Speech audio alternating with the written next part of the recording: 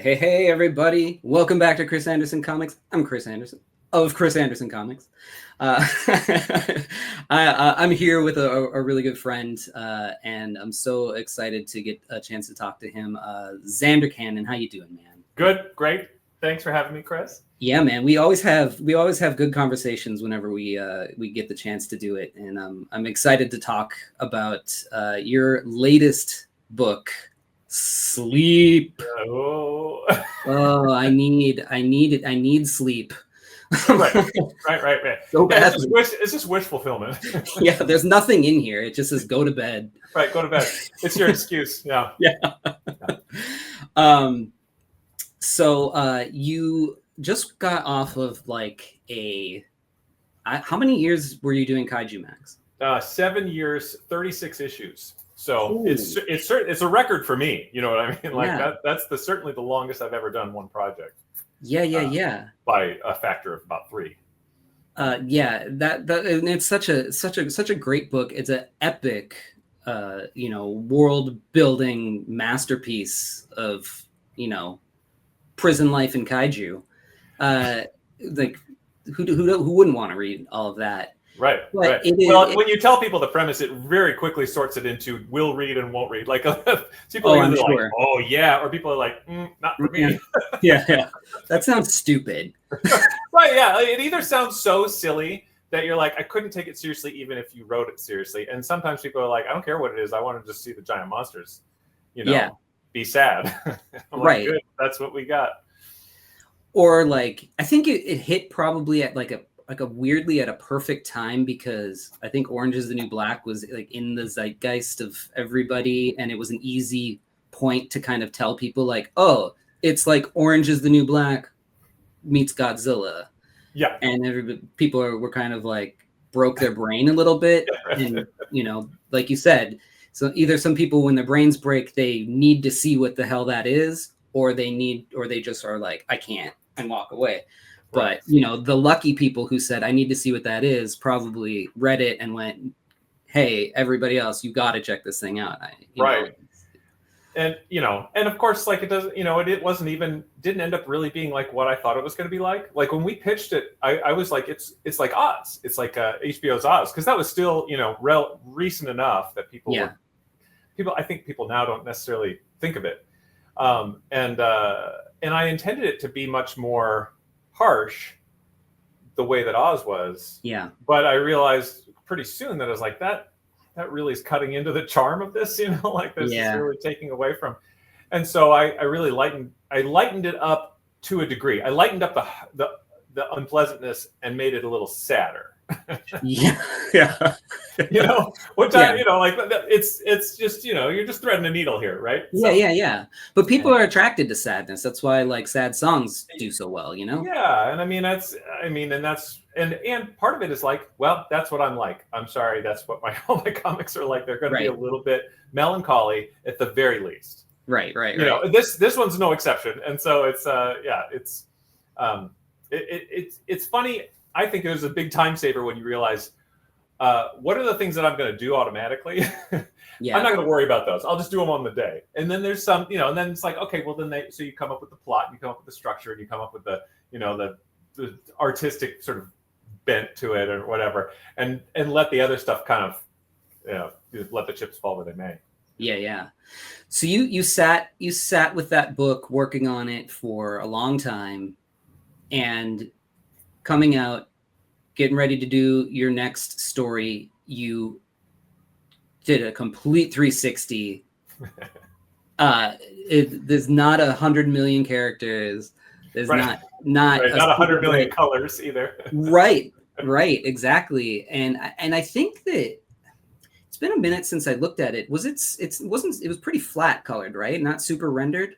It was rendered a little bit, but mostly sort of in the backgrounds or like in the skies and stuff. But yeah, it was pretty flat. It didn't have a flat look, like a cell shaded look, the way that some cartoon stuff does. But I intended, I could only do so much rendering. Right. Well, and you sort of, yeah, and then like I said, you do a 360 almost.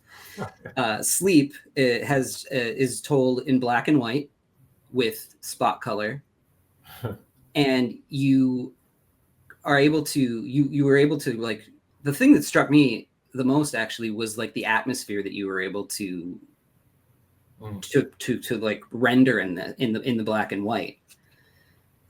It almost feels like before they cried action, somebody went through with the smoke, to give it that feel. That's right. Like, you really hit that well. Well, and it's fun to, I mean, like sometimes when you're dealing with color is so overwhelming that you kind of just, it's like you're kind of just keeping up, like, oh yeah, this, this is green and this is red and this is yellow and this is whatever.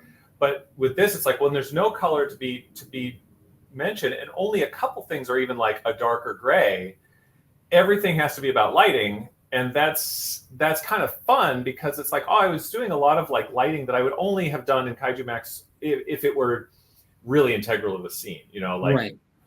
Or there's like a green light that's cast on some side of someone's face for the effect or whatever. But on this, it's like, well, everywhere that you go, it's like the light is going to be interacting with things, and so it's like, oh yeah, so this person has sort of like a hot light on the side of their face, a little bounce light from the floor, and and that's kind of fun to do, and it's kind of necessary to do too, because it's like, you need all your pages to be a little bit interesting. Yeah. Yeah, absolutely. Yeah, and if you don't have to do this for 700 issues, it's 8 issues and it's bad enough. Yeah. It's a little more manageable though, in a chunk like that. You start out with this map, which I love too. So you get the town. I don't know how you feel about it, but I almost always need a map for a story, because sometimes I'm kind of like, how far is this walk?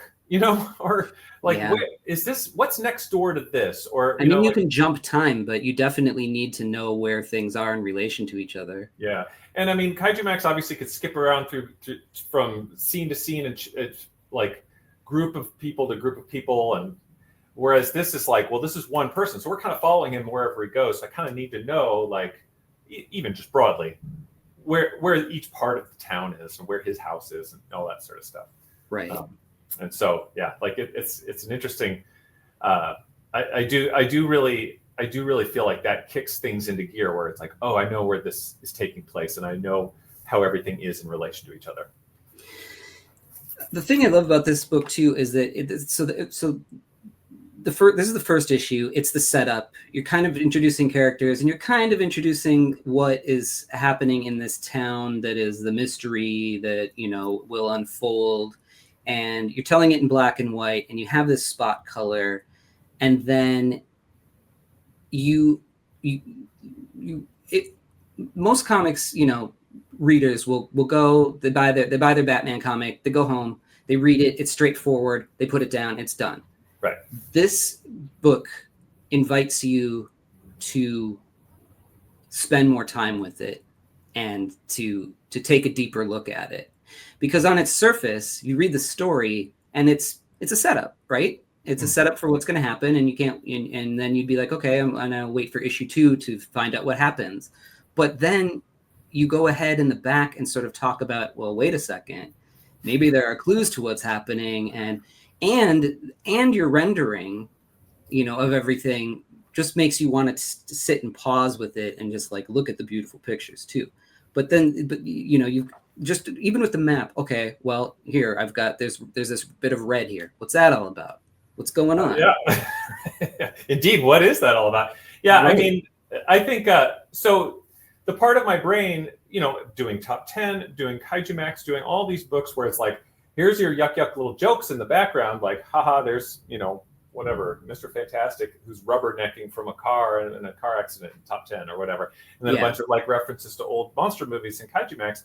It's like that part of my brain is very much alive. Like it's like, I got to put in extra stuff. And part of it is like, well, I'm not the type of artist who just like does something and everybody's like, wow, amazing. Right. Daniel Warren Johnson, like, wow, amazing. It's like, no, I did a comic, I do a page and people are like, yeah, it's nice. I mean, it's nothing wrong with it or whatever. Yep. But sometimes I kind of feel like I got to have something else in here. You got to have something that you're looking at. And so that was one of the reasons, because I mean, initially, I mean, this has gone through a couple iterations in my head. And initially it was going to be a werewolf story. And B, it was just going to be straightforward. Like, how does this person deal with this mechanic? You know, the mechanic of like, when I fall asleep, I don't know what's going to happen. But I was like, well, one, I wanted to make him distinctive looking, so I gave him red glasses. And then I was like, well, that can't be the only thing that's red. You know what I mean? So like, let's start thinking about like, well, what else can be red? Okay, now why are those things red? And so then I was like, okay, so then my brain just kind of backfills all of this stuff and just sort of says, all right, now let's come up with a reason why all these things are happening, and why, you know, why all this visual sort of like extra stuff is there. And that, you know what I mean? That's like, it's how all creative projects are sort of like birthed, is that they don't come from one single idea. They kind of, at least for me, I really like to see what hits the page and then kind of go, now how can I justify that? This thing that I wanted to draw, and I'm going to draw no matter what. Yeah, exactly. So we start the story. This is Jonathan. He's waking up. He's you see his red glasses on the ground, and you know, he was sleeping.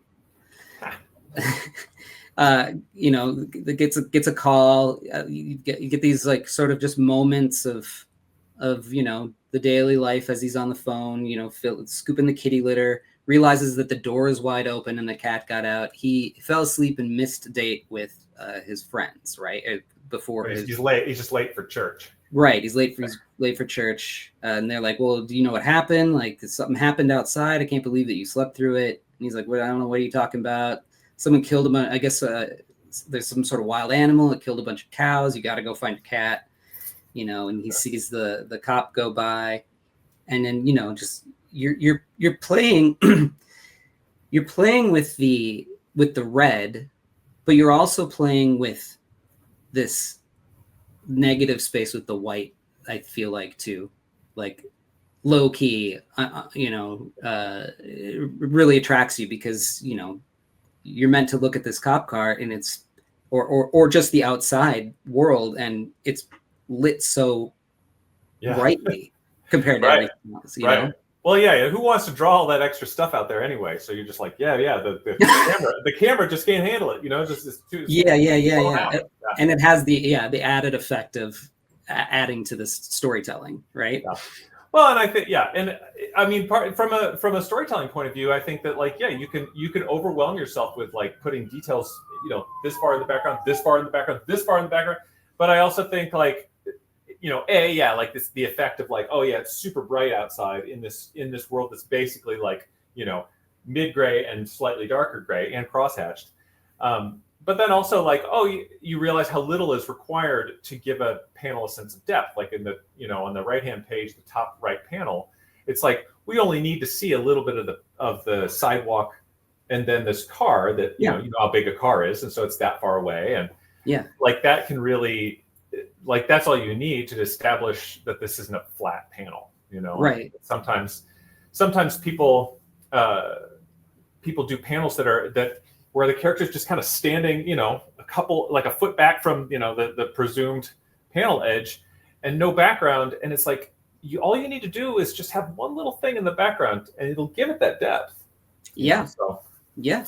And so I'm trying to learn. And I mean, you know, 30 years along, I'm still learning. Everybody's learning, how much or how little you need to put in there to sort of like give each panel enough depth, enough texture, enough sort of you know, context for where you are, that it can be, you know, the least amount of pen mileage right before you get your point across. Time is precious in this business too, you know.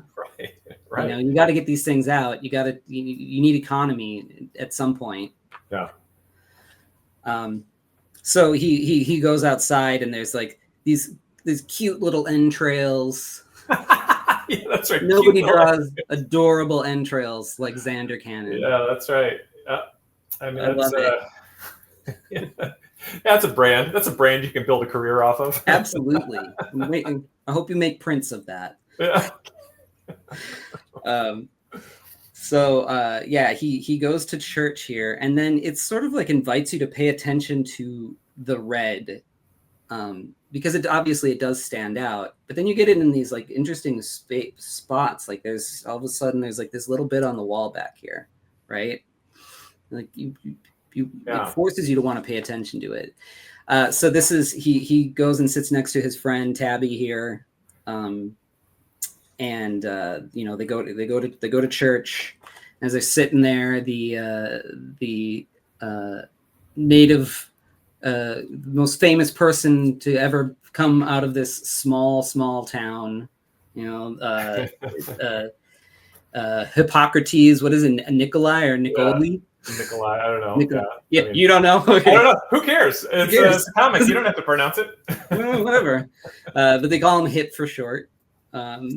So he's like, you know, he's a musician, and like, everybody's kind of like, oh my gosh, he's back. And he sings this like pretty dark song for the congregation about it was funny to kind of look up. I was kind of trying to make a pretty boring, like kind of by the numbers, like Christian folk song. Yeah. And so it's interesting to kind of look up lyrics to like a million Christian folk songs, and you're like, well, they get pretty samey after 3. Oh, you know, you're like, and so anyway, and then I was trying to sort of, you know, foreshadow things and, you know, do my due diligence as a comic book writer, but yeah, everything has to have meaning, right? Or should, if you get right. I mean, and this, and again, it's like, you know, this is kind of an ordinary scene. Nothing, you know, nothing consequential is happening. So I have to make sure that there's like stuff in it that you kind of go back and go, oh yeah, all right, I'll see what he's talking about. Maybe you mean like a red sandbag? Yeah, you know, who knows? Or string. Yeah, or string, or like the little bracelet that he's got that's a bicycle chain. Oh yeah, yep, yeah. So you know, you're seeding this whole thing, and you know, it's just a kind of a scene here where he's like, you know, talking about how he's back in town. He had some problems with his band.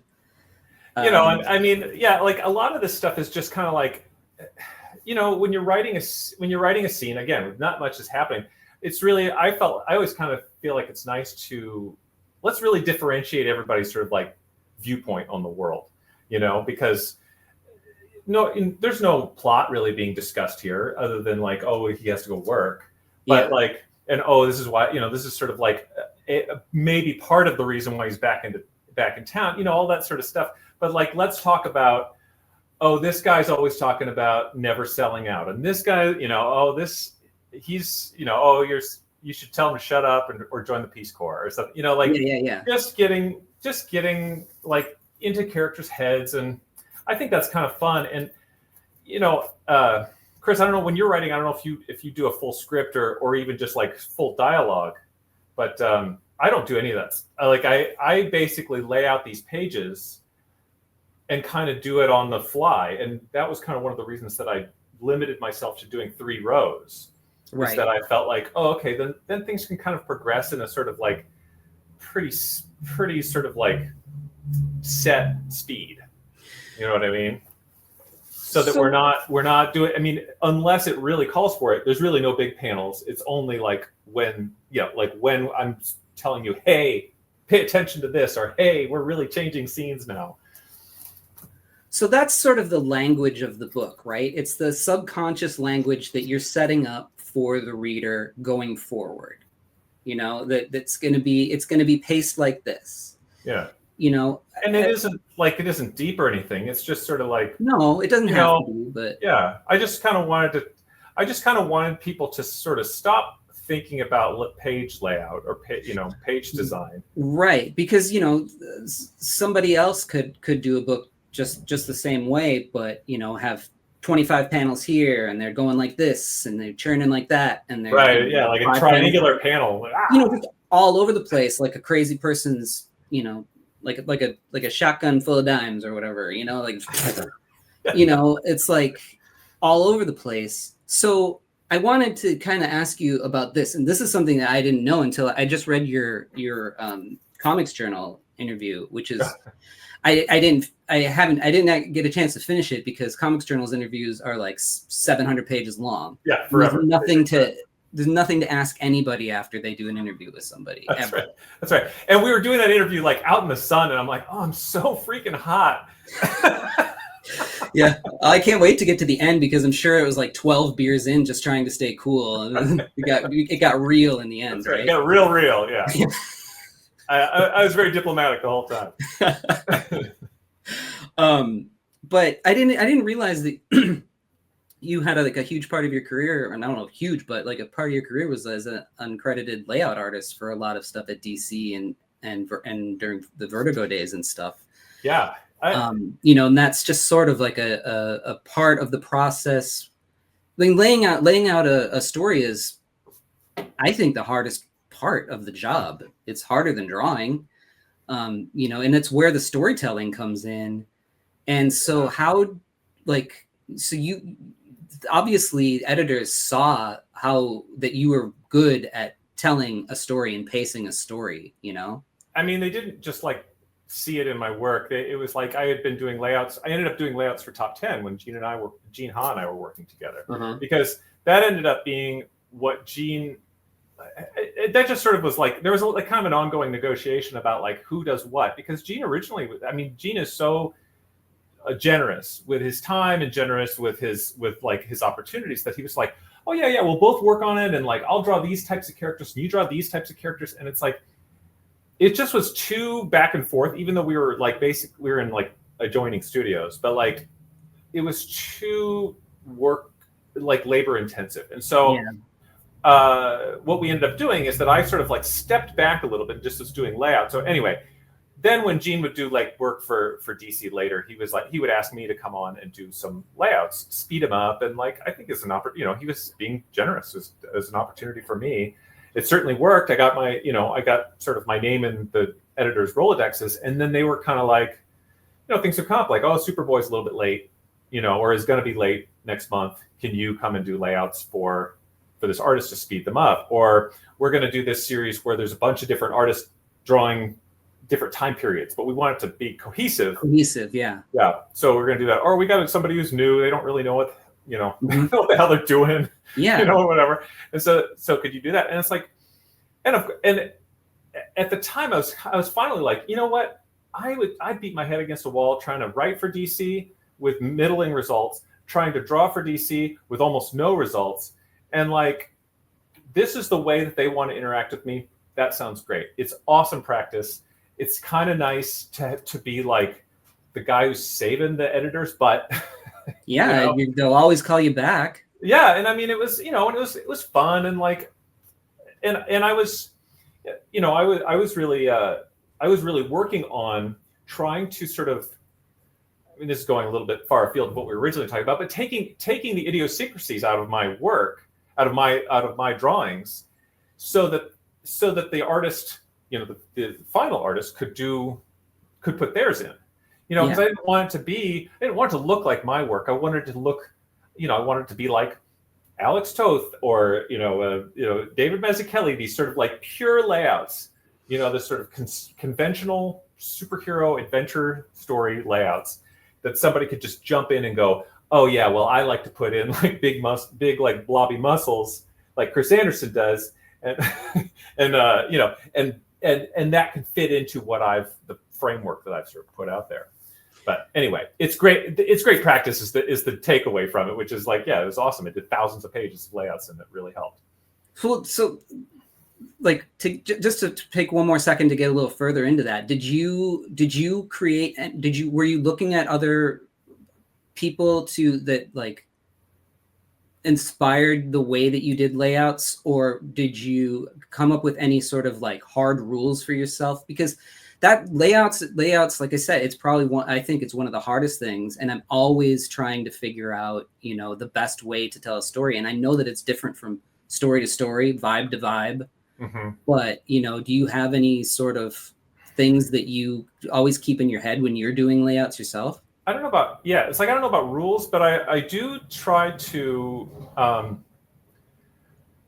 like, well, especially when I'm doing it for myself, it's like, yeah, I'm doing stuff that, like in Kaiju Max, it was like, well, all my layouts were very much, let's keep the horizon, right here. It doesn't tilt. It's, unless we're really looking down, down from a building or something. Everything is almost like from eye level, documentary style. We're doing the standard 2-shot, wide shot, close up, pretty, really conventional stuff. And only sort of like tilting the camera one way or the other when it is like, oh, we got to look at the top of that building. Oh, we got to look down at my watch, or that kind of stuff. So it's a very sort of conservative sort of art style, just because, again, it's like doing anything sort of like idiosyncratic is sort of like imposing a style on the final artist. And I didn't, again, it's like, I don't want to do that. I mean, you don't want it to be boring. So, but but I'm going for clarity above anything else. Yes. To the point that when I turn it over, it might be a little boring. It's up to you, final artist, to say, like, let's add those speed lines. Let's add the sort of like stretched out, perspective of the arm or something. Sure. And so, yeah, I really, I mean, I was drawing from, I think this is going to seem like a funny one, but Mouse. Like Mouse is so sort of conventionally made because the ideas are so awful that you kind of have to like convince somebody that they're real. Yeah. And of course everybody's a mouse and all that sort of stuff. Like, so the actual visual things on the page are a little bit sort of like silly. So it's like, all right, well then let's present this in the plainest possible way that we can. And so, yeah, I mean, not directly, but I mean, that's the idea that I had behind what I was doing. Okay. Is trying to give it that documentary style, as plain dealing, just like, here you go, here's your story. Yeah. Okay. All right. Yeah, that makes total sense. Yeah. It's and I mean, yeah, like there's worse practice. Like you could have, it's like that. There's a lot to be learned from that, and it's still hard. Like you say, it's the hardest part. It's still hard. I just did some layouts for a friend's book. I just did some layouts for a DC book, both of which I was like, Jesus, I don't have time to do this, but whatever. Right. And it's like, yeah, it's still really hard. But you're still doing like wide shots and medium shots and like switching it up on the page so that it's not all just like a, medium wide straight through for a lot of the time. Totally. Right? And I always try to make sure that I cut in close, I get in a motion shot. Sure. I have like 4. Okay. If the one rule I have. Okay. So I have 4 things. And I mean, it has to be in the script too, but like, every panel is either kind of telling you the position of people, the scale of things, the detail of something, or the emotion of something. And so like, you're cutting in close on people for emotion. You're cutting in wide to sort of show like, okay, they're in a sword fight. We need to see where everybody is. The scale, like, this is a mountain that's going to take all day to climb. Or, this is a watch or a letter that I'm looking at, and I'm getting all the details, and it's got to be really detailed. And then you can drop out the other things, like if you're looking at the detail, you don't have to worry about the depth, or you don't have to worry about where everybody is in the room or stuff like that. And if you have a lot of that stuff, cutting back between those things, it tends to feel richer and feel more like this is a full world instead of just like, these people are standing around and now they're over here and now it's close up. And I mean, so just randomly. Or just variation for variation's sake. I mean, there's, that can be a problem with comics in that, like, a movie can hold a shot on a couple people in a room for a while and they could be doing a bunch of actions, but every action in comics, unless you're really trying to drive home something, is almost always a new angle. And so, and so at the very least, you're cutting in close and going out wide and cutting in close and going out wide, but you want to do more than that, Zander, that is gold. Thank you. You have no idea. I get people on here and I try to drag it out of them, and it's really hard sometimes, and you just nailed it. Well, I do feel like, obviously everybody's doing stuff kind of off the top of their head, because you don't have time to like turn it into a textbook, of course, right? But I do think that sometimes I do think about that, like where it's like I want to tell people, because I do portfolio reviews or something, and or talk to students at MCAD or the art college, and then and sometimes you just have to, you're like, oh yeah, what's the words for this? Okay, yeah, let's talk about it. Yeah. No, that's great. And you can see it. These are just conversation, pages, but here, where we want to know, this is an important moment where she's like, we need to see what her reaction is. So you push in close, And I love doing these super skinny panels where you can barely fit enough words into them. I love doing that because it's just like this tiny slice.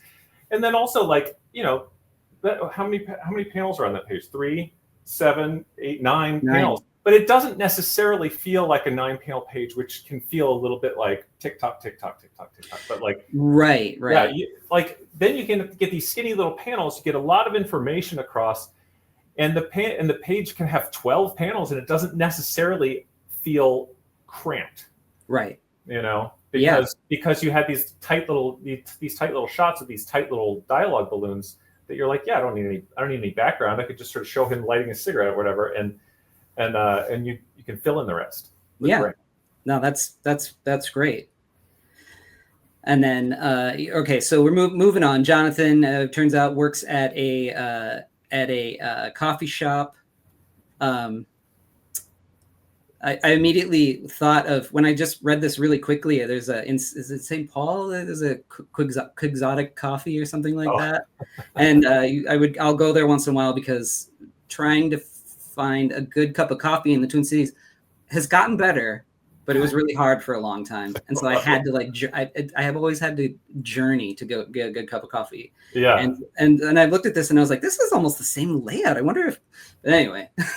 Well, if it is, it's by accident. I just basically designed it based on I used to work at a Caribou Coffee downtown Minneapolis across from Orchestra Hall. And, yeah, it was and so it's the same basic layout, probably not as detailed because I'm like, who wants to draw that junk? No. And I think that all coffee shops are laid out probably almost the same. Yeah, especially in the 90s where it was like the era of corporate coffee had just begun.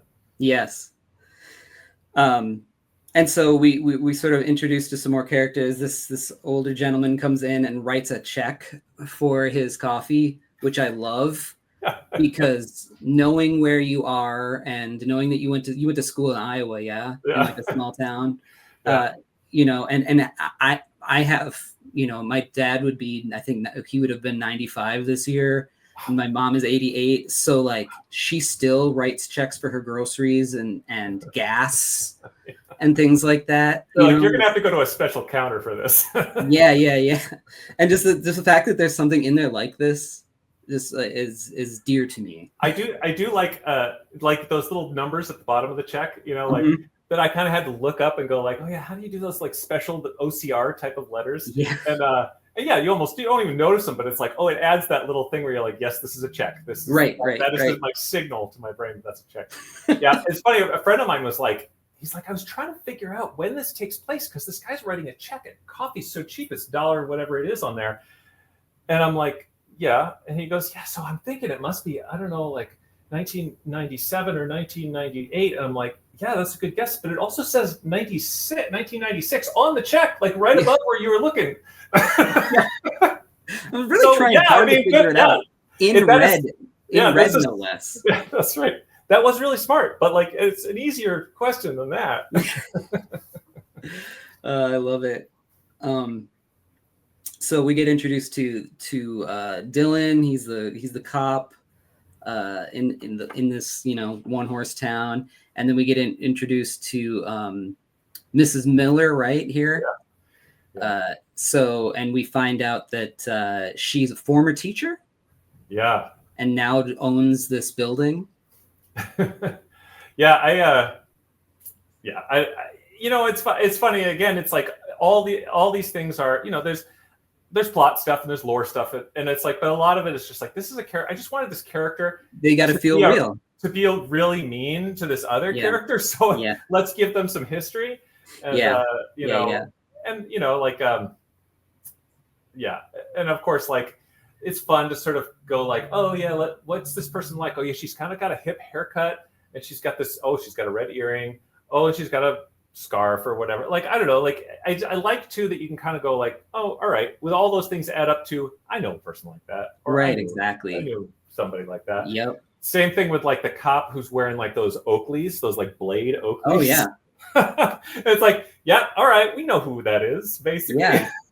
Yeah. Cop fashion hasn't changed much since 1996. Right, but now they're like like they're slightly nicer wraparound ones. But this one would have been. I mean, of course, if it were in color, they'd be like iridescent. You know, Oh yeah, like, yeah. you know, yellow and green. And,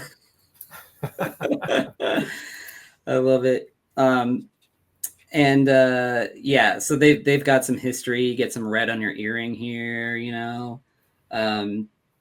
And then they go out back, you know, for a break, and you start chit chatting. You get this like graffiti in the red all over the place here. Not all the graffiti is red though. Right. Trying to figure out who's making this graffiti and how.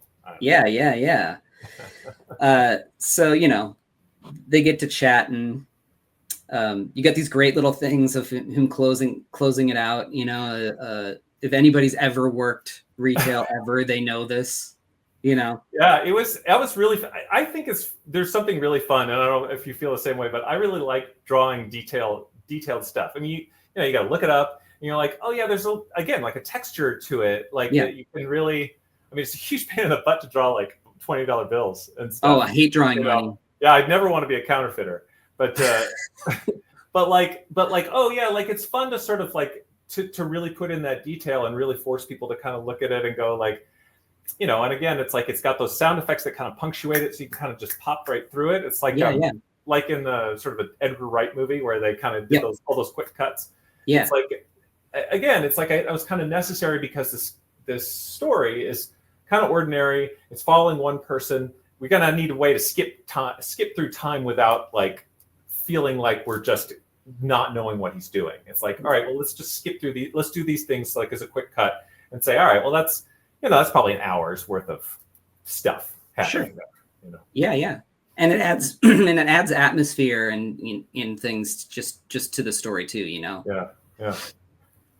And as he's closing up here, you know, he's coming out and he runs into this this woman here who he knows, and calls her Mrs. Lawson, and she sort of like freaks out and a tear drops out of her eye and don't you fucking call me by his name, you know, and just walks off without getting her change. You know, you can see her like torn stuff. So she, you know, she's like very poor or living on the street, you know, in this small town. Obviously somebody that just from that interaction, you know, you can tell that, you know, she didn't always live on the street or something, you know, like, I mean, I felt like the implications that she's sort of mentally ill in a way, or you know that she's either through genetics or trauma or whatever, and and I mean, you know, and she's got a tattoo that is you know that you've seen elsewhere, but like it's one of the funny things about it, just from a comic making standpoint, is that. I was like, what's she gonna wear? Like, what does she look like?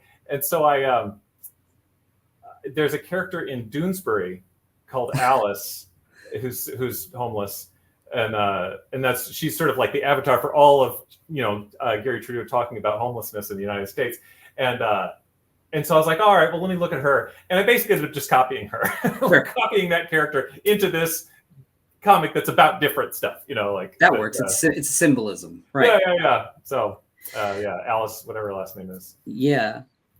And again, you get these moments where it's just like, you know, like beats of time passing and atmosphere. And I love that. And then you get this big, wide open panel with just this red streak of paint going through it, you know, kind of follow it to this guy who's painting on here. And, you know, he's like, you know, I got this $5 bill in my pocket, and he's gonna give it to him, and he turns around, and it's just like, this guy. I don't want to get into it with this guy. Nope. So he walks off. Something's going on here. There's this red paint. He's got it like these markings on his jacket. We don't know. Yeah. So he comes home. The cat's still missing. So he's like trying to find him. Checks in all these spots. You know. Opens this. I love it. He opens this fortune cookie. I really love all these just panels of atmosphere that you interject. Like it's almost sort of like when Magnolia will put in just like a panel of a Yeah. bird. Yeah, a bird. Yeah, exactly. Or like a statue. Yeah. You know, it's just and you're like, create the tone. You almost hear the sound that the statue is making, which is like, just like the wind or whatever. Yeah, or whatever it is. Yeah. Yeah, I always love that. I mean, I had somebody tell me that they really like that that doorknob at the very bottom of the right-hand page. Like, yeah, you know what? I do too. Like, it's like, I like too that it doesn't even make any sense. It's totally, idiosyncratic, but you kind of read it as like, oh yeah, that's a cut glass doorknob that is, A, sort of like signals the age of the house. Yep. And B, like, yeah, my brain is seeing it as like a normal one instead of something that just looks like, somebody cut it with an axe. Right. Yeah. And I love how he opens up the fortune cookie and it says, you are the cause of your own problems. So I don't know if you lived in Minneapolis in like the 2000s. No, I didn't. Oh, okay. Well, there was a restaurant here in Uptown, sort of in the hip part of town back then, which was called Chino Latino, and it was like the street food from the hot zones is what they called it, and it had a very sort of like early or like late 90s, early 2000s, like sort of I don't know, sort of this in your face attitude where like the waiters were a little bit rude, and like the menu had swear words on it and stuff like this woman was saying, and like their fortune cookies say like mean stuff. Sure. And so I wanted to do that. It's a little bit implausible that this store would exist in this teeny tiny little town, but who knows? And they would call it the Angry Elephant. Like it almost seems more like a modern thing, but whatever. I just I love it. So anyway. Yeah, and it's possibly sets up future things that are going to happen. Although it's not in red, so I don't know. Yeah, I mean, not everything's in red.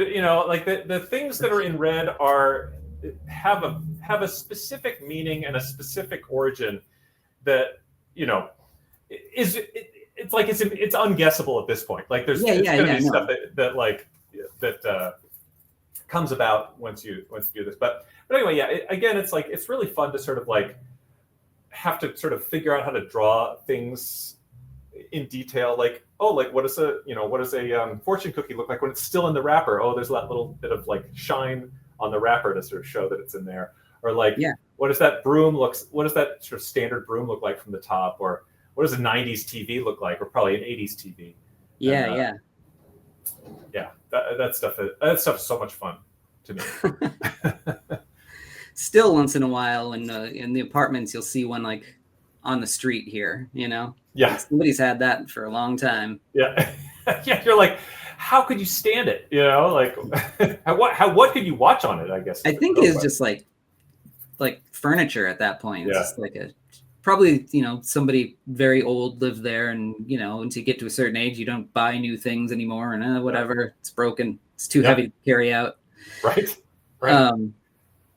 And then we're back to the basically the opening shot, right? Or one of the opening page. Yeah. Okay. So his plant is dying. I love that little bit too. Bless you.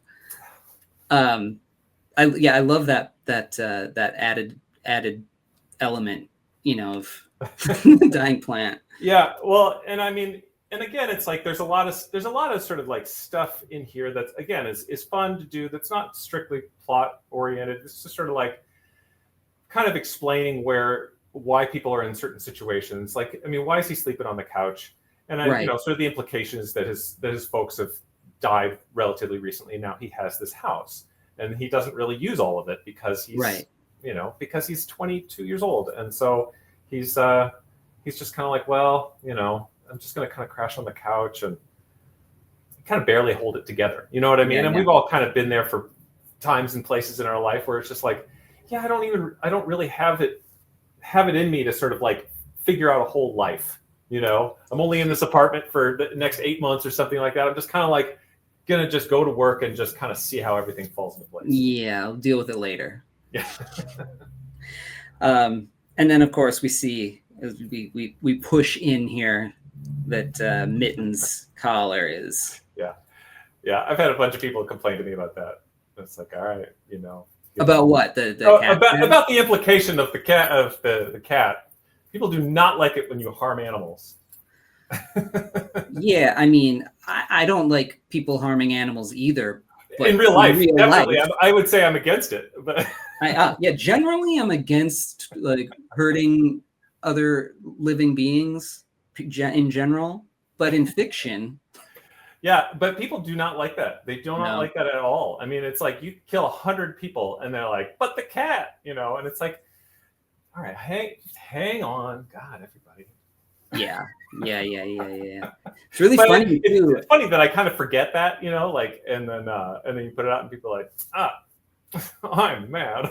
Yeah. It's like, you're allowed to be mad. Absolutely. The weird thing too is like, I know people who are like, I will not watch that John Wick movie that they hurt a dog or whatever, and then that's out of the same mouth of a person who like leaves their dog home for like 16 hours a day. I'm like, what? Yeah. And I think also like, and I think there's a huge spectrum of like what is shown and what is implied and what is, you don't know if that cat's hurt. It's like, I don't want to watch a whole comic of a cat being tortured to death. No. It would be horrible. But if the implication is that a cat that you've never seen has been devoured, I mean, that's just comedy. Well, that's right. And also, we don't know. Maybe it's a werecat and it busted out of its collar. Yeah, I mean, you don't know. Nobody knows.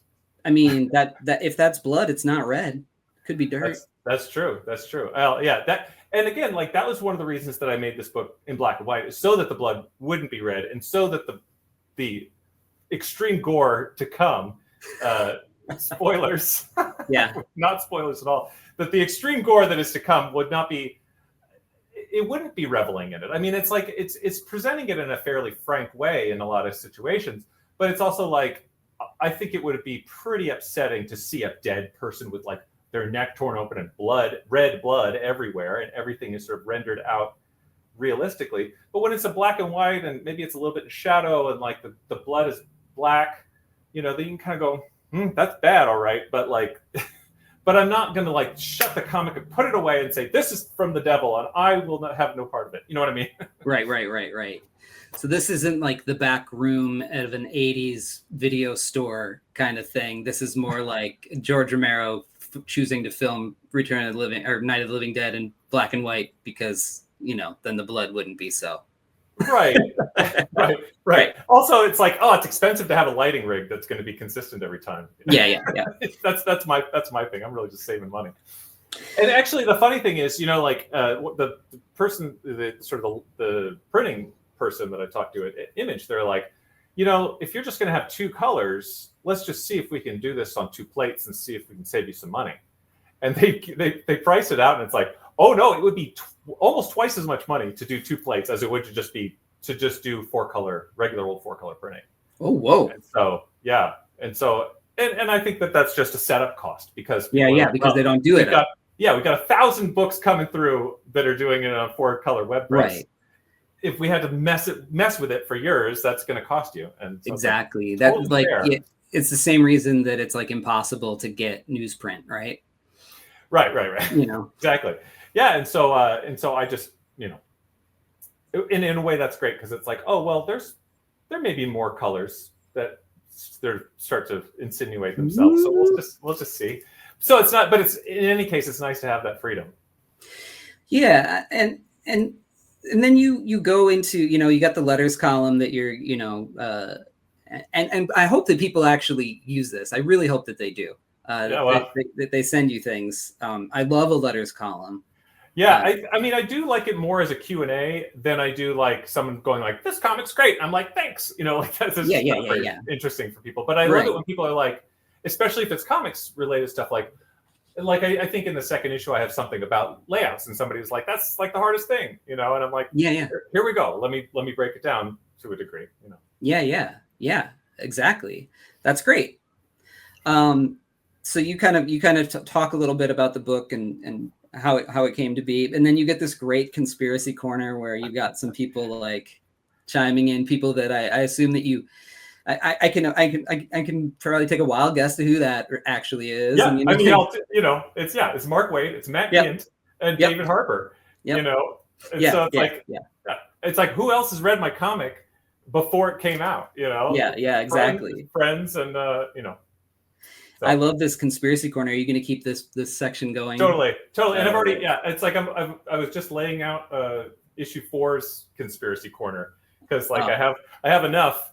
And there's only 2 or 3 in each one, but like it's fun. It's fun to sort of to just and it's fun to like pretend like I'm making fun of people, like the crazies, Yeah. Who could be the craziest conspiracy? Call them cranks in the left column there, like, oh yeah, it's professional cranks can theorize the meaning of it. Well, I love the fact that this is like a yes and comic, that you've done for yourself. It's a comic. You could have just gone through the motions, like half of the stuff that's on the shelves, and put out a book because you're a cartoonist and you have to put out a book, and this is what I do. I am a robot. But you didn't. You go a little bit deeper, and you make it something that somebody wants to spend time with and invest, and invest their fandom and stuff into. And then even on the back, when you go, when he falls asleep, our nightmare begins. That's not even really putting your face in the story until you flip to the back. Yeah. I mean, I think it's funny because the sort of stuff that like you say, I mean, you could do it there's a standard way to do it. And certainly when I was sort of pitching this, or even just sort of telling people like, this is my next project, they're like, it's black and white, are you serious? Like, are you just you're afraid of it selling too well, or what? Right? Yeah, they always say that. Is that even true? The black and white books don't sell as well. I think this is very different from a black and white, like what a '90s black and white comic. Sure, yeah. Which it's like this is a stylistic choice, very clearly. Like this isn't done to save money, and it didn't save money. So like there's that, and then like, and I people are like, oh, so when are we going to see the monster? We see that in issue 2. And I'm like, no, I'm sorry. Like the whole premise is that you don't see the monster, and it's not about that because you've seen that comic before. Like it's happened a million times. I mean, this is basically a werewolf story. It's not a werewolf, but like it's basically a werewolf story where you would always see the werewolf going and killing people and stuff like that. And yeah, that's great, but you've seen it before. I don't have to do that for you. Exactly. And I can't go toe to toe with like the best horror artists and writers out there. I have to, I don't care to anyway. And so I'd rather just do something where it's like, oh, this is a little bit new. It's a little bit different. It's it's not like this hasn't been seen before either, but like, let's do this and kind of define it by a couple things that it's not, rather than just trying to be a good enough artist or a good enough writer to be up there with every other great artist and great writer. I love it, man. Yeah. You completely get it. You got your finger on the pulse of this, and yeah, and by trying to do something a little bit different, it's important, and there's no other way to stand out or affect change in anything without people like you trying to do things like this. Yeah, and I think it's I think it's and after all that, I tried to make it a pretty conventional comic. This. There's nothing particularly strange about the storytelling style. There's nothing particularly strange about the art style. I mean, it's a little cartoony and it's a little bit sort of tongue in cheek. I think that just you get that impression from it, even though that's not what that's not necessarily what I'm going for. But like, I think there's something to be said for saying like, let's set up all the strange stuff at the beginning. Then I can tell the story as plainly as I can. Like again, with the storytelling, visual storytelling style, my style is very plain. And so it's like, if it can be about something that's truly weird or frightening or sinister, it's like, then I can just tell the story bit by bit, and you can kind of fill in the gaps yourself and just say, oh geez, what does that red mean? Or, oh geez, I wonder what's going to happen next. And oh, He's went to sleep on his couch. Where is he going to end up tomorrow? Yeah. I love it, man. Well, so to all you out there in YouTube land that are watching this, I can't recommend enough that you go and pick this up and support comics that are trying, that are not even trying, are doing interesting things. We deserve this book. Thank you so much for making it. Well, thank you. I mean, hopefully people will pick it up. It's nice to have a comic, continue to support itself. Yeah, right. Yeah, right. I mean, it's a little scary. Well, yeah. Hopefully that's the way it's gonna go. I have high hopes. Well, and it's like it was interesting moving from one indie publisher to another, and just kind of being like, oh, I kind of forgot that an indie publisher and Image they're not comparable. Like Image is, Image is a major publisher. It's the third, biggest publisher, and you kind of forget that, like, oh yeah. And there's not like a huge, for a lot of these stores, every store that continues to exist has to be pretty good, and they are definitely ordering they're definitely ordering Image comics, right, as part of their lineup. So yeah. That's a good thing. It bodes well. It bodes well. Yeah. I mean, there's all sorts of stuff that's wrong with the world. Let's hope that we can eke out a little bit of happiness in comics. Exactly. Where do people find you on the webs? On the webs, I'm on every social media other than Twitter. I'm at Zander Cannon, just all one word. So it should be on the little thing under my name there. And and I'm on Instagram, Blue Sky, Threads, and Facebook.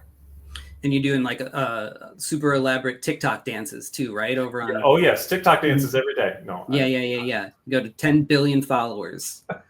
They're like, what's this middle-aged cartoonist going to do today? So crazy. It's the hottest thing. The hottest thing. And you can all stay tuned later in the week too, when we find out how Sleep is exactly like Ralph Snart. Yeah, it sure is. Yeah, 1-to-1. Yeah, Sleep is just a Ralph Snart ripoff. Absolutely. I'm surprised they let me get away with it. We're gonna talk about that for your Gene Pool episode, and it's we already recorded it, and I have to say it's a great one. So I agree. It was great. Yeah, it was great. Thank you so much for coming on, man. I appreciate it. Thanks for having me, Chris. I will see you at Heroes Con. Oh yeah, I love it. I love Heroes Con. Yeah, talking about comics, making comics. No Power Rangers to be seen. No Power Rangers to be seen, red, blue, or otherwise. And we'll keep the conversation going, but unfortunately, people won't get to hear it for them.